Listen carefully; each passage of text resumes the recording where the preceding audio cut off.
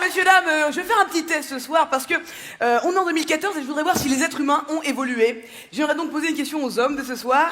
Quels sont les hommes, par applaudissement, qui assument de pleurer en public? Bien, 4 mecs du futur, bravo, bravo les mecs. Et les autres non, hein. Oh, on est musclés, on a la barbe, on est des cons. Incroyable, pardon les garçons, c'est pas de votre faute, je sais, c'est l'éducation qu'on vous a donnée. Mais je vous pose la question, parce que de toute mon éducation, moi, je n'ai jamais vu mon père pleurer. Et ça me choque vraiment, je n'ai jamais vu mon père pleurer. Enfin, si, je mens une fois, quand je lui ai dit que j'étais lesbienne. Ah, il a pleuré, c'était gênant, vraiment. Je lui ai dit, arrête papa, on dirait un PD. Ouais, je pleurais que ça. Moi, je voulais qu'il pleure de joie, qu'il dise, oh, c'est merveilleux, on aime la même chose. Mais non, il a vraiment pleuré et j'ai compris pourquoi. Parce qu'on est dans une société où on met les gens dans des cases. Donc il a eu peur pour moi. Je suis une fille, noire, humoriste, arasta, homosexuelle. Ma mère, elle m'a dit, choisis. Tu peux pas tout faire là, hein? Tu t'éparpilles beaucoup trop. Je me rappelle quand je lui ai dit à ma mère, j'ai l'impression qu'on jouait 1, 2, 3 soleil, tu sais, on rigolait. Maman, j'aime les filles. Et 3 mois plus tard, quand elle est sortie du coma... Non, en fait, elle m'a posé une question très bizarre. Elle m'a dit, t'es avec une fille? Mais qu'est-ce que vous faites? Elle est pas sale, cette question?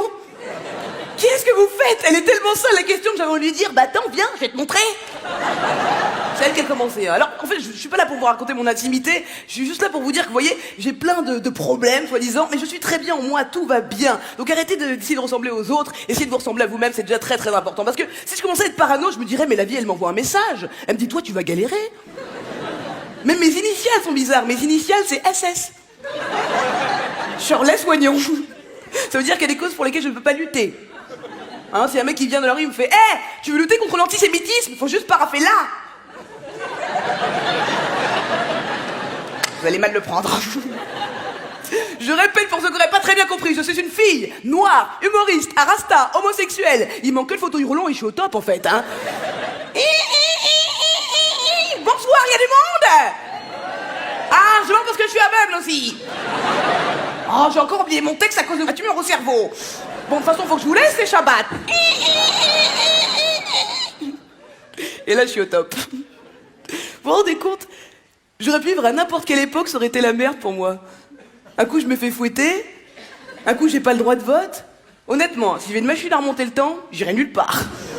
Je reste bien là où je suis, parce que tout va bien en 2014. C'est vrai, moi je fais pas mal d'émissions de télé, j'ai remarqué qu'il y a un truc incroyable dans les émissions, il y a toujours des quotas. Il y a toujours une femme, un gay, un noir, et ces 3 personnes, c'est moi.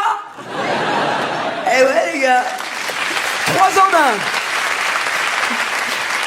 1. Et à chaque fois que je fais une émission, on me demande mon avis. En tant que femme dans un monde macho, en tant que noire dans un monde raciste, en tant que lesbienne dans un monde homophobe, et moi je réponds, mais je suis comme vous les gars, un être humain dans un monde de merde.